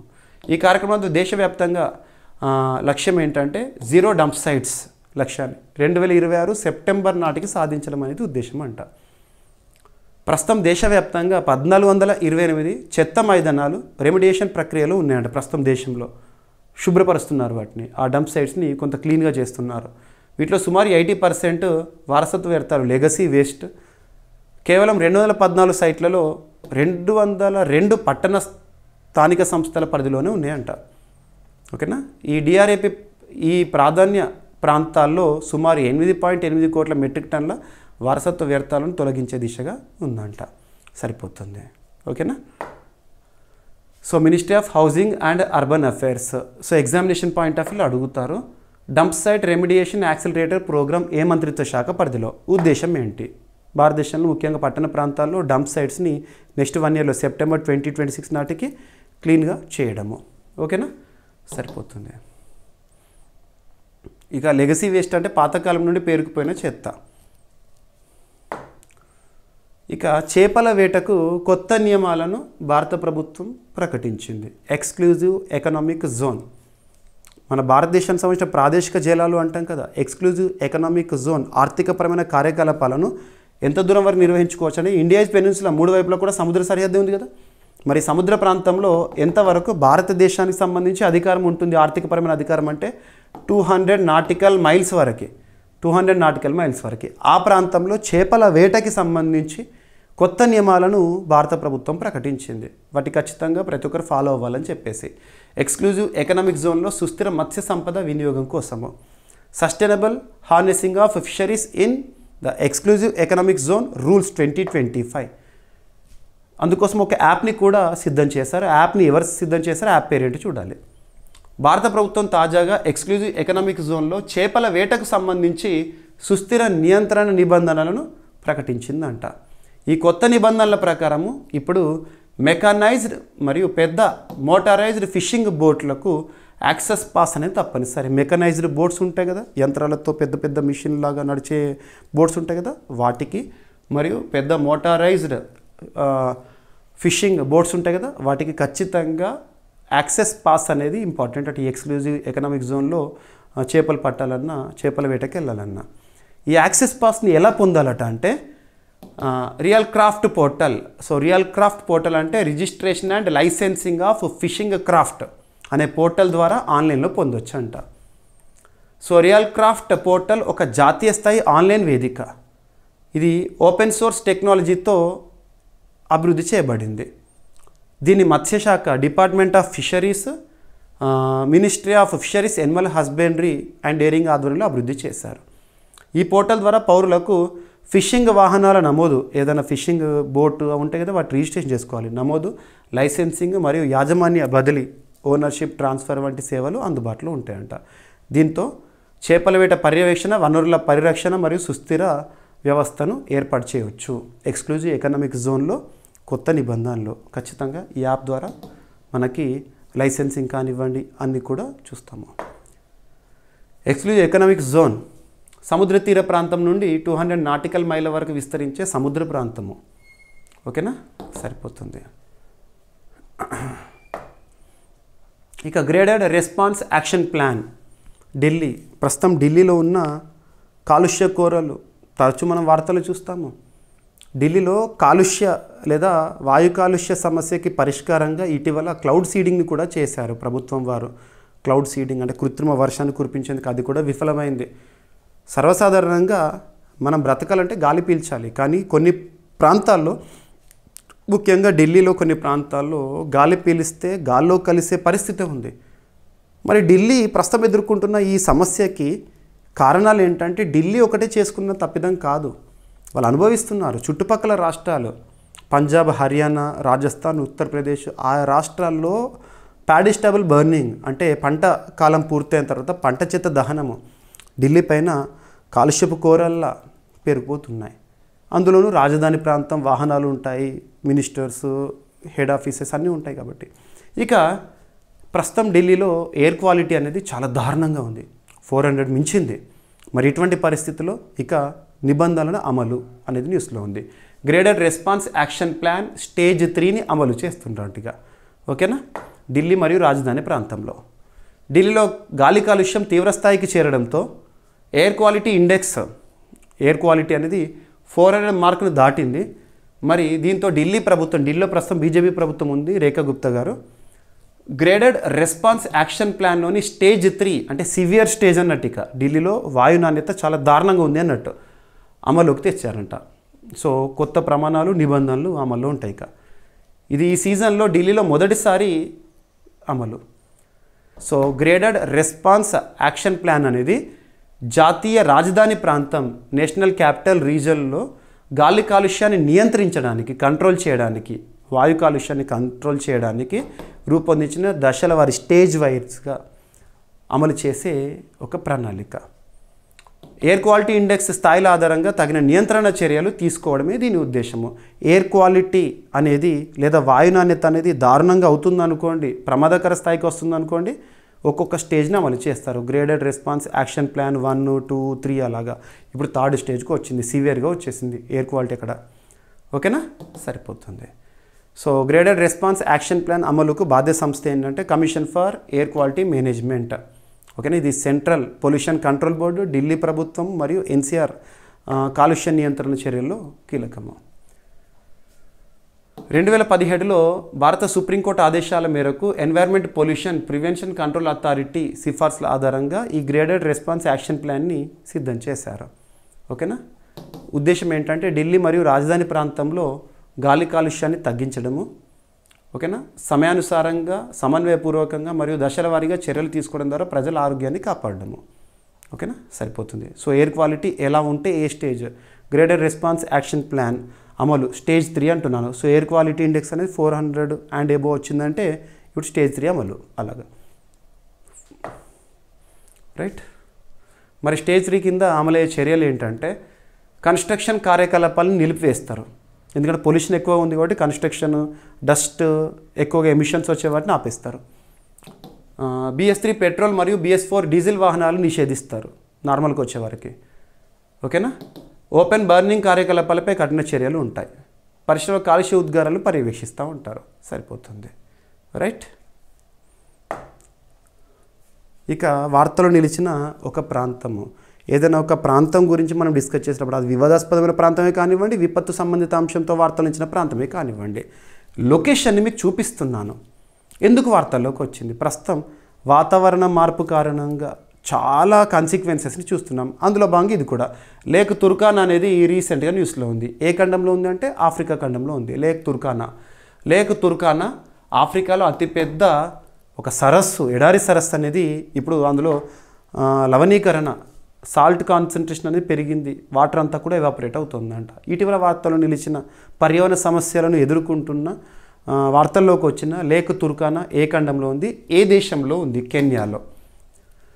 సో తూర్పు ఆఫ్రికా ఖండంలో ఈస్టర్న్ సైడ్ వాతావరణం క్రమంగా పొడిబారడంతో కెన్యాలోని లేక్ తుర్కానాలో నీటి పరిమాణము 1000 ఏళ్లలో గణనీయంగా తగ్గిపోయిందంట. వాటర్ లెవెల్ అనేది తగ్గిపోతుంది. ఆటోమేటిక్గా నీరంతా కూడా ఎవాపరేట్ అయినప్పుడు అందులో ఉండే సాల్ట్ కంటెంట్ అనేది మనకు ఎక్కువ కనబడుతుంది.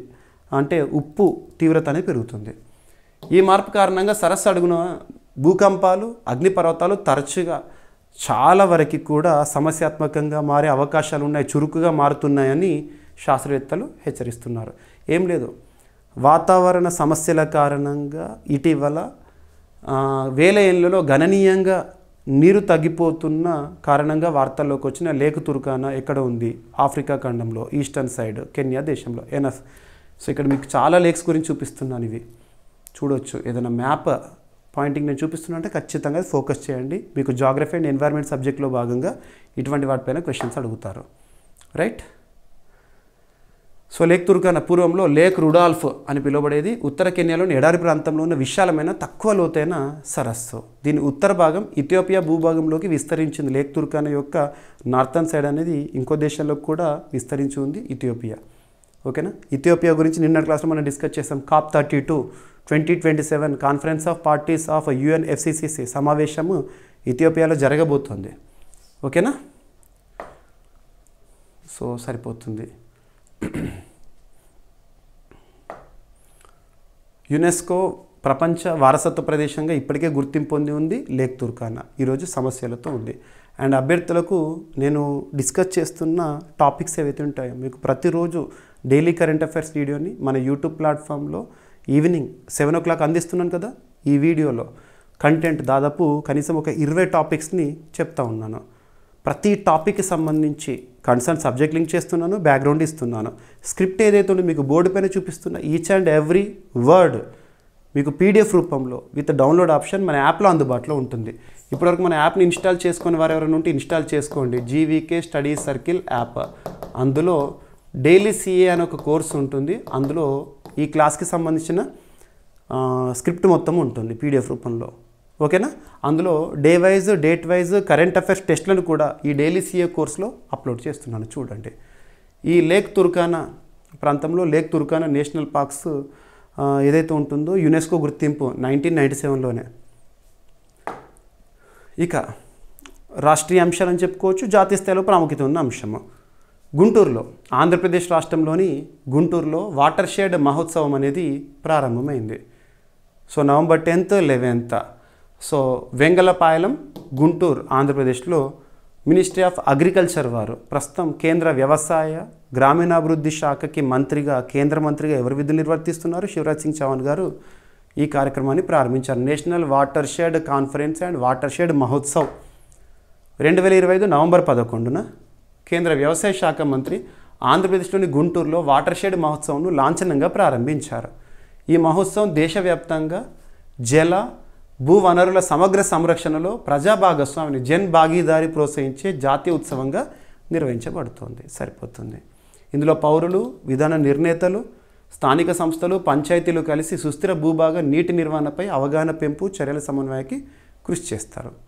వాటర్ షెడ్ మహోత్సవం ద్వారా గ్రామీణ భారతంలో మట్టి, నీటి సంరక్షణ, పునరుద్ధరణ మరియు వర్షాధార వ్యవసాయాన్ని బలపరచడం లక్ష్యంగా పెట్టుకున్నారు. ఓకేనా? ఈ మహోత్సవం జాతీయ వాటర్ షెడ్ కాన్ఫరెన్స్ 2025లో భాగంగా జరుగుతోంది. ఓకేనా? డిపార్ట్మెంట్ ఆఫ్ ల్యాండ్ రీసోర్సెస్ వారి ఆధ్వర్యంలో. రైట్, సరిపోతుంది. వాటర్ షెడ్ డెవలప్మెంట్ ప్రోగ్రామ్ ఏ సంవత్సరంలో? 1990sలో ప్రారంభమైంది. వర్షాధార వ్యవసాయం మరియు గ్రామీణాభివృద్ధికి దోహదపడే జాతీయ పథకము. రైట్, ఇక మీకు ఒక టాపిక్ డిస్కస్ చేసినప్పుడు దానికి సంబంధించి కొన్ని లింక్ చేస్తూ కొన్ని స్కీమ్స్ని కూడా డిస్కస్ చేస్తున్నాను. చూడండి, సంబంధిత పథకాలు ఇప్పటివరకు ఏమేమి ఉన్నాయి. ప్రధానమంత్రి కృషి సించాయి యోజన, హర్ ఖేత్ కో పానీ లక్ష్యంతో సాగునీటి విస్తరణ. అలాగా integrated watershed management programme 2009లో ప్రారంభమైంది. 2015లో దీన్ని ప్రధానమంత్రి కృషి సంచాయ్ యోజనలో విలీనం చేయడం జరిగింది. ఓకేనా? ఇక ఆంధ్రప్రదేశ్ రాష్ట్రానికి కేటాయించిన ఒక రీసెర్చ్ సెంటర్ న్యాచురోపతి అండ్ యోగాకి సంబంధించి సో 750 కోట్ల రూపాయలతో apex yoga and naturopathy research centre 2014 సంవత్సరంలో ఆయుష్ వ్యవహారాల కోసం ఒక మంత్రిత్వ శాఖ వచ్చింది, మినిస్ట్రీ ఆఫ్ ఆయుష్. ప్రతాప్రావు జాదవ్ గారు ప్రస్తుతం కన్సర్న్ మినిస్టర్గా మినిస్ట్రీ ఆఫ్ ఆయుష్కి మంత్రిగా విధులు నిర్వర్తిస్తున్నారు. ఓకేనా? సో కేంద్ర ఆయుష్ మంత్రిత్వ శాఖ 750 కోట్ల రూపాయల వ్యయంతో apex research institute for yoga and naturopathy ఏర్పాటు చేయాలని నిర్ణయించారు. ఈ సంస్థ స్థాపన కోసం 40 ఎకరాల భూమి కేటాయించాలని ఆంధ్రప్రదేశ్ రాష్ట్ర ప్రభుత్వానికి కేంద్రం లేఖ రాసింది. సో ఆయుర్వేద అందులో భాగంగా ఆయుష్లో ఇంపార్టెన్స్ ఇస్తుంది ఇది. ఓకేనా? ఈ పరిశోధన సంస్థను central council for research in yoga and naturopathy ఆధ్వర్యంలో ఏర్పాటు చేయనున్నారు. ఎక్కడ ఏర్పాటు చేస్తారు, ఎక్కడ ల్యాండ్ కేటాయిస్తారు అనేది రాష్ట్ర ప్రభుత్వం నిర్ణయం తీసుకోవాలంతే. ఓకేనా? 750 కోట్ల రూపాయలతో apex yoga and naturopathy research centre ఏర్పాటుకు కేంద్రం సిద్ధంగా ఉంది. మినిస్టర్ ఆఫ్ ఆయుష్ వారు ఆంధ్రప్రదేశ్ రాష్ట్ర ప్రభుత్వానికి లేఖ రాశారు. ఇక రాష్ట్ర ప్రభుత్వం ఎక్కడ స్థలం కేటాయిస్తుంది అనేది మనం చూడాలి. ఓకేనా? Right. Central council for research in yoga and naturopathy 1978 ఇయర్లో ఏర్పాటైంది. ప్రధాన కేంద్రం వచ్చేసి న్యూఢిల్లీ. ఓకేనా? ఇక వ్యాపార సంస్కరణల్లో సో బిజినెస్ రిలేటెడ్గా రీఫార్మ్స్ని అద్భుతంగా అమలు చేస్తున్నందుకు తెలంగాణ టాప్ అచీవర్ పురస్కారాన్ని గెలుచుకోవడం జరిగింది. Ministry of commerce and industry ఎవరు? పీయూష్ గోయల్ గారి చేతుల మీదుగా. ఓకేనా? So business reforms action plan 2024 అమలులో తెలంగాణ రాష్ట్రం దేశవ్యాప్తంగా టాప్ అచీవర్ రాష్ట్రంగా నిలిచింది. వాణిజ్యాన్ని సులభతరం చేయడానికి కేంద్ర పరిశ్రమలు మరియు అంతర్గత వాణిజ్య ప్రోత్సాహక విభాగము ఈ ర్యాంకింగ్స్ని ప్రకటించింది. అందులో తెలంగాణ రాష్ట్రము అద్భుతమైన రీఫార్మ్స్ అమలు చేసింది. అచీవర్, టాప్ అచీవర్ కేటగిరీలో ఉంది అని చెప్పారు. ప్రత్యేకంగా పురస్కారాన్ని కూడా ఇవ్వడం జరిగింది. తెలంగాణ ప్రభుత్వం వ్యాపార ప్రవేశము, నిర్మాణ అనుమతులు, సేవలు మరియు భూపరిపాలన వంటి 4 ప్రధాన విభాగాల్లో అగ్రస్థానంలో నిలిచింది. ఓకేనా? సరిపోతుంది. ఇక department for promotion of industry and internal trade ministry of commerce పరిధిలో పనిచేస్తుంది. 1995 ఇయర్లో ఏర్పాటైంది. ఓకేనా? నెక్స్ట్ లాస్ ఏంజలీస్ విశ్వ క్రీడలు ఒలింపిక్స్ విశ్వ క్రీడలు 2028 ఎక్కడ జరగబోతున్నాయి? లాస్ ఏంజలీస్లో జరగబోతోంది. 2036లో విశ్వ క్రీడల నిర్వహణకు భారత్ బిడ్ దాఖలు చేసింది. 2036లో మన దేశంలో నిర్వహిద్దాము అని, ఇంకా ఫైనల్ కాలేదు. ఇక లాస్ ఏంజలీస్ 2028 జరగబోతుంది కదా, అందులో కీలకమైన రీఫార్మ్స్ నిబంధనలను అమలు చేయబోతున్నారు. ఇంటర్నేషనల్ ఒలింపిక్ కమిటీ చరిత్రలోనే 130 సంవత్సరాలకు పైగా ఉన్న ఐఓసీ చరిత్రలోనే ప్రస్తుతం మొట్టమొదటి మహిళా చీఫ్ విధులు నిర్వర్తిస్తున్నారు. ఐఓసీ చీఫ్గా ఎవరున్నారు? క్రిస్టీ కోవెంట్రీ గారు, జింబాబ్వే దేశానికి చెందిన వ్యక్తి, గతంలో ఒలింపిక్స్లో సత్తా చాటిన వ్యక్తి. తను రీసెంట్గా ఒక స్టేట్మెంట్ ఇచ్చారు. లాస్ ఏంజలీస్ ఒలింపిక్స్ 2028లో ట్రాన్స్జెండర్స్ మహిళా విభాగాల్లో ట్రాన్స్జెండర్ పార్టిసిపేషన్పై కఠిన నిబంధనలను వర్తించే విధంగా చర్యలు తీసుకోబోతున్నామని చెప్పేసేసి women sports for women only అనే నినాదంలో భాగంగా. ఓకేనా? సో ఇంటర్నేషనల్ ఒలింపిక్ కమిటీ 2028లో జరగనున్న లాస్ ఏంజలీస్ ఒలింపిక్ క్రీడల్లో ట్రాన్స్జెండర్ మహిళా విభాగాల్లో పాల్గొనకుండా చేసే ఒకే విధమైన సర్వసాధారణ నిబంధనను అమలు చేయాలనే ప్రతిపాదనను పరిశీలిస్తోంది.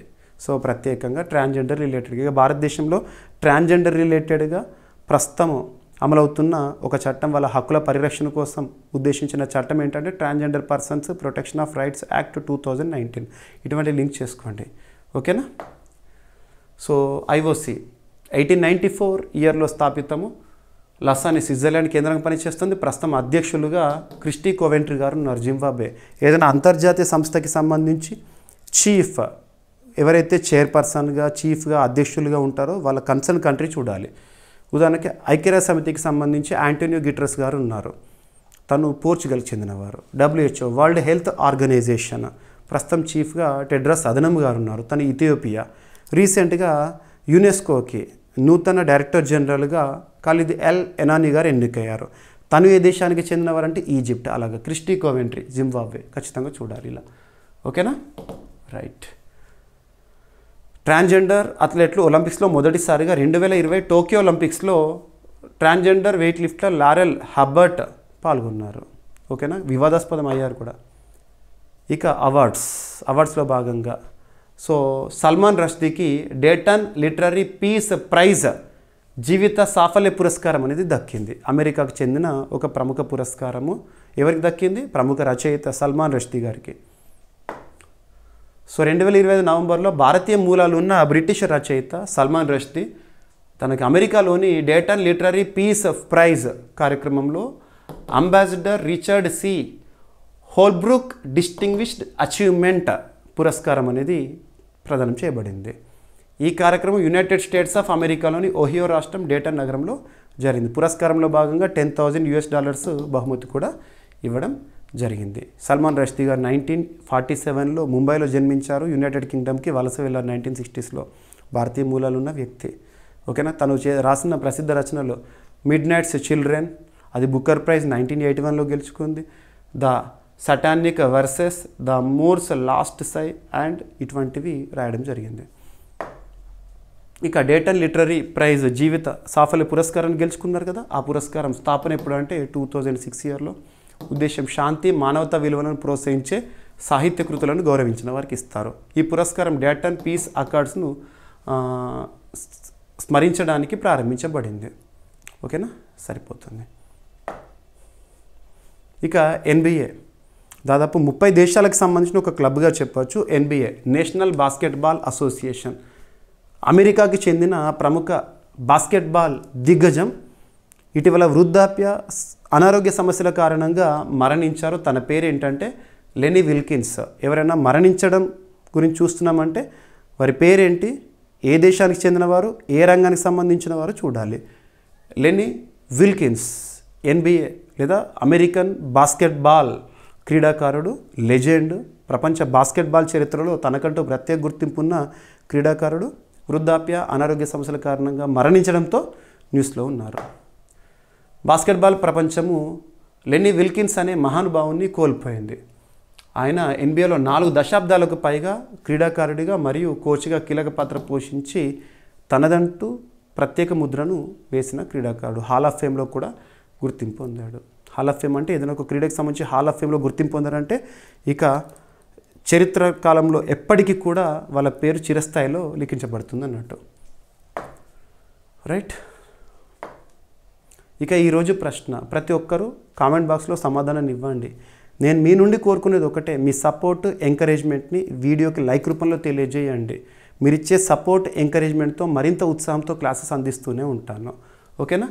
ఇక ఖచ్చితంగా కామెంట్ బాక్స్లో సమాధానం ఇచ్చే ప్రయత్నం చేయండి. జీవం ఉనికికి కారణమైన జన్యు పదార్థం DNA నిర్మాణాన్ని కనుగొన్న శాస్త్రవేత్త ఇటీవల మరణించారు. తన పేరేంటి? తను ఏ దేశానికి చెందినవారు? ఇక ఈరోజు టాపిక్స్ని క్విక్ రివిజన్ చేస్తే ఫస్ట్ టాపిక్ జేపీసీ న్యూస్లో ఉంది. సంయుక్త పార్లమెంటరీ కమిటీ చైర్పర్సన్గా అపరాజిత సారంగి గారి నియామకము. గ్లోబల్ క్లైమేట్ రిస్క్ ఇండెక్స్ 2025 భారతదేశానికి సంబంధించిన గణాంకాలు చూడండి, మరియు ప్రపంచానికి సంబంధించిన గణాంకాలు చూడండి. ఏ సంస్థ విడుదల చేస్తుంది, ఎక్కడ విడుదల చేసింది. Operation bullion blaze directorate of revenue intelligence వారి ఒక చర్య. అండ్ ఐఐటి గౌహతి న్యూస్లో ఉంది. ఇంధన కల్తీ గుర్తింపుకు సంబంధించి వాళ్ళు ఒక మెటీరియల్ని డెవలప్ చేశారు to clean oil spills also. Bharat net పథకం పూర్తిగా అమలు చేసిన భారతదేశంలోని తొలి రాష్ట్రంగా పంజాబ్. ఇక India's largest battery storage project సంబంధిత అంశంతో గౌతమ్ అదానీ. అండ్ భారత్లో తొలి విమెన్స్ వెల్నెస్ ఆన్ వీల్స్ కార్యక్రమం తమిళనాడు రాష్ట్రంలో ప్రారంభించింది డిఎంకే ప్రభుత్వము. సాధారణ కేసుల్లో DNA పరీక్షకు ఆదేశాలు జారీ చేయరాదని సుప్రీంకోర్టు కీలక తీర్పును వెలువరించింది. ఇండియా స్కిల్స్ రిపోర్ట్ 2026 ఎవరు విడుదల చేస్తారు, గణాంకాలు ఏంటి. అండ్ 2026 హజ్ యాత్రకు భారత్ కోటా ఏ విధంగా ఉంది. అండ్ భారత్ వియత్నాం రక్షణ సహకార ఒప్పందము. International conference on green hydrogen ఇటీవల వార్తలు ఇచ్చిన సమ్మిట్ న్యూఢిల్లీ భారత్ మండపంలో. Dump site remediation accelerator programme ministry of housing and urban affairs పరిధిలో. అండ్ చేపల వేటకు కొత్త నియమాలను ప్రకటించడం జరిగింది భారత ప్రభుత్వం. యాప్ పేరు గుర్తుంచుకోండి. And graded response action plan ఢిల్లీలో ఉన్న కాలుష్య తీవ్రతను దృష్టిలో ఉంచుకొని నూతన రెగ్యులేషన్స్ లేదా గైడ్లైన్స్ నియంత్రణలు. అండ్ లేక్ తుర్కానా ఇటీవల న్యూస్లో ఉంది, కెన్యాలో ఉంది, ఇది ఆఫ్రికా. గుంటూరులో వాటర్ షెడ్ మహోత్సవ ప్రారంభము. ఉద్దేశం ఏంటి, ఏ మంత్రి గారు ప్రారంభించారు, ప్రత్యేకత. 750 కోట్ల రూపాయలతో apex yoga and naturopathy research centre భారతదేశంలో ఒక సూపర్ లిట్ టాపిక్. అండ్ వ్యాపార సంస్కరణలో టాప్ అచీవర్ రాష్ట్రంగా తెలంగాణ. అండ్ లాస్ ఏంజలీస్ 2028 ఒలింపిక్స్లో ట్రాన్స్జెండర్స్ పార్టిసిపేషన్పై ప్రత్యేక నిబంధనలు. సల్మాన్ రష్దీకి డేటన్ లిటరరీ పీస్ ప్రైజ్ జీవిత సాఫల్య పురస్కారము. అండ్ NBA దిగ్గజం లెనీ విల్కిన్స్ కన్నుమూత. ఈరోజు ప్రశ్న జీవం ఉనికికి కారణమైన జన్యు పదార్థం DNA నిర్మాణాన్ని కనుగొన్న శాస్త్రవేత్త ఇటీవల మరణించారు. తన పేరేంటి, తను ఏ దేశానికి చెందినవారు. సో నోబెల్ పురస్కార గ్రహీత. సో ప్రతి ఒక్కరు సమాధానాన్ని కామెంట్ బాక్స్లో తెలియజేయండి. మీ సపోర్ట్ ఎంకరేజ్మెంట్ని వీడియోకి లైక్ రూపంలో తెలియజేయండి. మన యాప్ జీవీకే స్టడీ సర్కిల్ యాప్ని ఇప్పుడే ఇన్స్టాల్ చేసుకోండి. ఏమైనా మిస్లేనియస్ టాపిక్స్ ఉన్నాయనుకోండి, నో నీడ్ టు వర్రీ. రేపటి క్లాస్లో జోడించి డిస్కస్ చేద్దాము. రేపు కలుద్దాం. Thank you.